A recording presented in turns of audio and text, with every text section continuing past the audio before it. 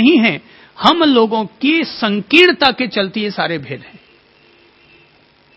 तो अगर आज एक कोई व्यक्ति जैन है और वो जैन व्यक्ति अगर एक चींटी को भी बचाना पसंद करता है, तो इसकी वजह क्या? क्योंकि वो मानता है कि जैसे मैं एक आत्मा हूं वैसे वो भी एक आत्मा है, और जैसे मुझे जीने की इच्छा है वैसे उसको भी जीने की चाहत है, और जैसे मैं खुद मरना पसंद नहीं करता वैसे वो भी मरना पसंद नहीं करता। तो मैं भी जीना चाहता हूं, वो भी जीना चाहता है। तभी तो महावीर ने संदेश दिया, लिव एंड लेट लिव, जियो और जीने दो, जियो और जीने दो। तो मेरी समझ से दुनिया का कोई भी धर्मशास्त्र अगर होगा, अपन सभी धर्मशास्त्रों का सम्मान करते हैं, सभी धर्मों का सम्मान करते हैं।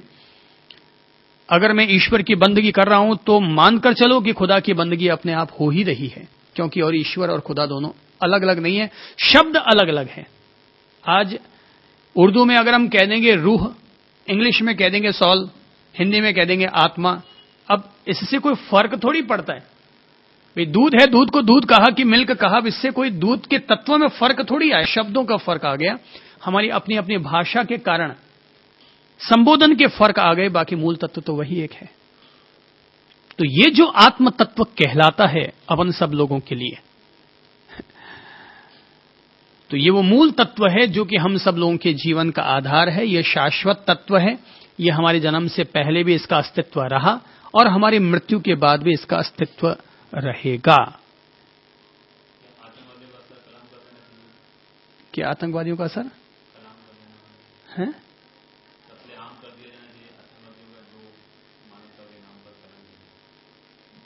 आतंकवादियों का कत्लेआम कर देना चाहिए, आप ऐसा पूछना चाहते हैं? ये जो जिज्ञासा है कि क्या आतंकवादियों का कत्लेआम कर देना चाहिए, पहली बात तो मैं इसमें यह अनुरोध करूंगा कि इंसान कोई भी क्यों ना हो, प्रत्येक व्यक्ति को जीने का अधिकार है और हमें उसको जीने का अधिकार देना चाहिए। और हम में से प्रत्येक व्यक्ति का यह दायित्व होता है कि वो ऐसे लोगों से संपर्क करके और उनको सही रास्ते पर लाने का अनुरोध करे। जैसे उन लोगों के जत्थे कुर्बान हो रहे हैं अपने हक की लड़ाई के नाम पर, वैसे ही अहिंसा के नाम पर जो लोग विश्व में शांति चाहते हैं उनको भी इसी तरह से अपनी कुर्बानी देनी पड़ेगी, तभी हम लोग उनसे संपर्क साध सकेंगे, उनके करीब पहुंच सकेंगे। तो जैसे वो हिंसा के नाम पर मर रहे हैं वैसे हमें अहिंसा के नाम पर मरना सीखना होगा। अब उन्होंने हिंसा के नाम पर मरना सीख लिया है, इसलिए वो झट से मानव बम बन करके उड़ाने का प्रयत्न कर लेते हैं। आज की बेनजीर जी को उड़ा दिया गया, बेनजीर जी भुट्टो को उड़ा दिया गया मानव बम के द्वारा, कि उन्होंने तो मरना सीख लिया।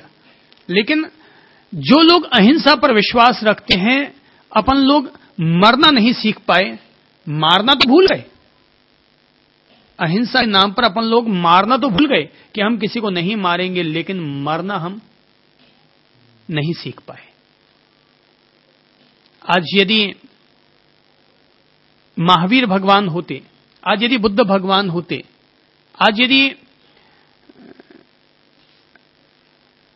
गांधी जी भी होते, तो आप सोच सकते हैं कि देश में अगर प्रधानमंत्री हुए हैं तो उनके साथ में बॉडीगार्ड और कई तरह के रक्षक रहे होंगे, पर गांधी जी के साथ में कहीं रक्षकों की जरूरत नहीं थी, भले ही उनका खून कर दिया गया हो। अहिंसा में आस्था रखने वाले लोग केवल मारना नहीं भूलते, वे मरना भी जानते हैं, वे मरना भी सीख चुके होते हैं। यदि मेरी समझ से आज महावीर स्वामी स्वयं भी होते तो वे किसी भी स्थिति में अपने साथ में पुलिस के अंगरक्षकों को अपने साथ लेकर नहीं चलते।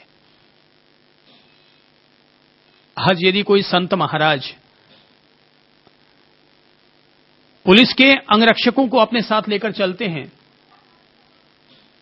तो मैंने तो भाई साहब अब तक यही सुना है कि पुराने जमाने में ऋषि मुनि होते थे, उन पर भी राजा महाराजा लोग आतंक मचाते, राक्षस लोग आतंक मचाते, घाणी में उनको पील दिया करते और वो हंसी खुशी पिलने को तैयार भी हो जाते, मर भी जाते, लेकिन फिर भी अपने धर्म पर, अपने ईश्वरीय भाव पर फिर भी वो अड़िग बने हुए रहते हैं।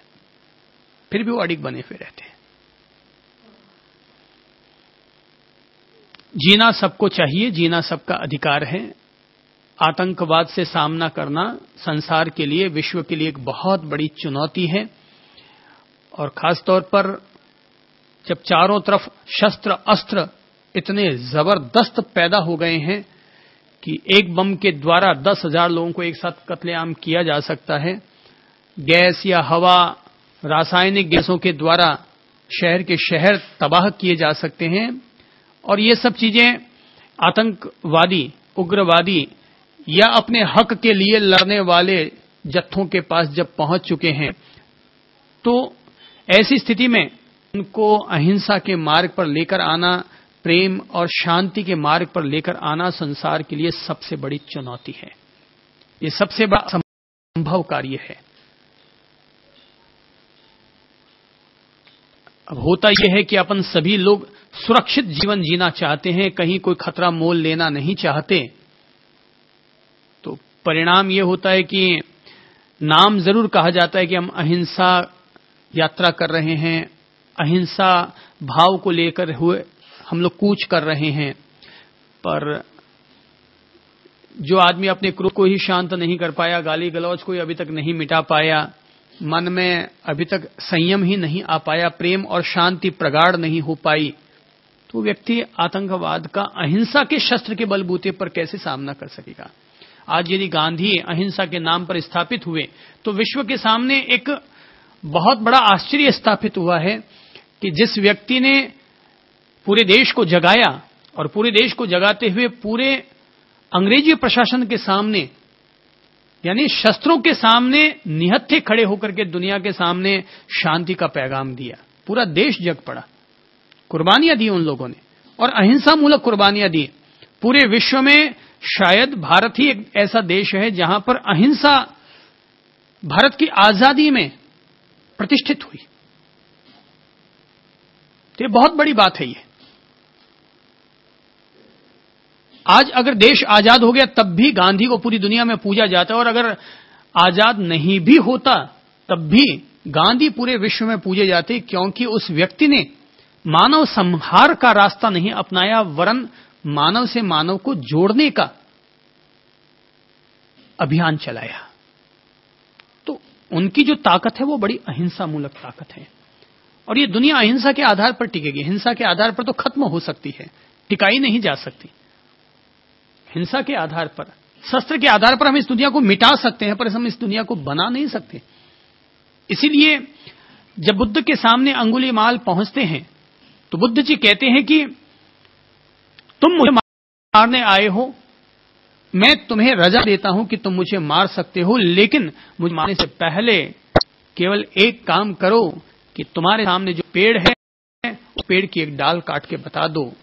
तो झट से अंगुलीमाल, डाकू अंगुलीमाल पेड़ की डाल काट देता है। तो कहता है कि तुमने काट तो दी, लेकिन क्या तुम इसे वापस जोड़ सकते हो? बोले जोड़ तो मैं नहीं सकता।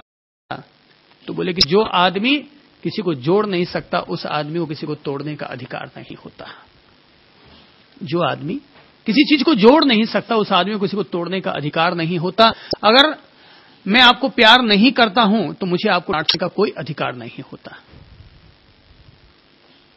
मतलब डांटने का कोई अधिकार नहीं होता अगर मैं आपको प्यार नहीं करता हूं तो। मैं अर्थात कोई भी मां, कोई भी पिता, कोई भी गुरु, कोई किसी को कुछ कहने का अधिकार नहीं रखता। अगर हम किसी को प्यार करते हैं तो डांटने का अधिकार रखते हैं, और प्यार ही नहीं करते हैं तो केवल फॉर्मेलिटी निभा लो। हाँ ये सब पधारिए, आइए आइए, आपके आने से बहुत अच्छा लगा। आतंकवाद का सामना करना दुनिया की एक बहुत बड़ी चुनौती है, पूरे विश्व के सामने एक बहुत बड़ी चुनौती हो गई है। अब लोगों के सामने अहिंसा की भाषा खत्म हो गई, शस्त्रों की भाषा ही अब प्रमुख बन गई है। जैसे कृष्ण ने अंतिम विकल्प चुना, ऐसा होता है कि कुल मिलाकर के जब आप कहते हैं कि जैसे भगवान श्री कृष्ण ने एक विकल्प चुना युद्ध का, तो मैं बता देना चाहता हूं कृष्ण ने यह विकल्प चुना नहीं था, इसे उन्होंने मजबूरी में स्वीकार किया। वो मानते हैं कि युद्ध किसी भी समस्या का हल नहीं हो सकता, युद्ध अंतिम है और अंतिम चरण तक हमें पहले शांति का ही प्रयत्न करना चाहिए, युद्ध का प्रयत्न कभी सोचना भी नहीं चाहिए। अब अगर अपन सोचते हैं कि हम उन्हें खत्म कर दें, आतंकवादियों को खत्म कर दें, तो मेरे भाई एक बात बताओ कि महाभारत का युद्ध हुआ, उस युद्ध का परिणाम क्या रहा? अनगिनत लोग मारे गए, अनगिनत बहनों की राखियां लूटी गई, अनगिनत महिलाओं के सिंदूर की होली खेली गई, अनगिनत माताओं की कोख उजड़ गई।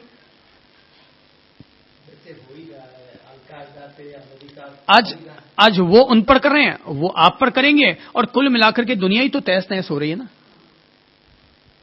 तो एक तो होता है कि भाई हो सकता है कि ऐसा करने से 10,000 उग्रवादी मारे जाएं, लेकिन 1 लाख वैसे लोग भी तो मारे जाएंगे जिनका इस उग्रवाद और आतंकवाद से कोई लेन देन ही नहीं है, संबंध ही नहीं है, किसी को इनसे कोई संबंध ही नहीं है। इसीलिए तो झट से बंदूकें नहीं उठाई जा रही हैं। अगर बंदूकें उठाने से ही समाधान होता तो भारत और पाकिस्तान अभी 2 मिनट लड़ जाए, या तो भारत रहेगा या पाकिस्तान रहेगा। पर हकीकत यह है कि अगर बंदूकें उठेंगी तो न भारत रहेगा न पाकिस्तान रहेगा, केवल चारों तरफ शमशान रह जाएंगे, जमीनें रह जाएंगी, इन पर हल चलाने वाले लोग नहीं बचेंगे, इन पर शांति के गीत गाने वाली चिड़ियाएं नहीं बचेंगी, इन पर प्रेम के गीत गाने वाले कबूतर नहीं मिलेंगे। फिर बच क्या जाएगा? चारों तरफ त्राही त्राही तो मचेगी। वरना क्या पाकिस्तान वाले हिंदुस्तान पर आज युद्ध नहीं थोप सकते? क्या हिंदुस्तान वाले पाकिस्तान पर युद्ध नहीं थोप सकते? पर वे इसलिए नहीं थोपना चाहते हैं क्योंकि इससे दोनों का ही नुकसान है। तभी तो स्वयं रावण के घर में भी रावण की पत्नी मंदोदरी अंतिम क्षण तक भी रावण को समझाती रहती है कि अगर तुम जीत भी जाओगे तो रावण हमें बताओ कि तुम्हारी जीत का जश्न मनाने वाला कौन बचेगा।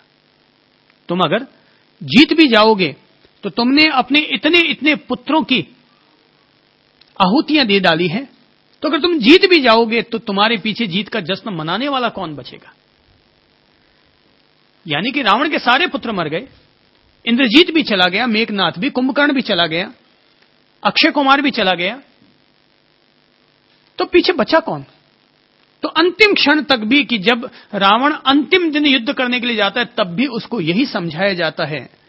पर जब आदमी का अहंकार, आदमी का ईगो किसी की सुनने को तैयार ही नहीं होगा तो फिर वो लड़ेगा तो मरेगा। अंतिम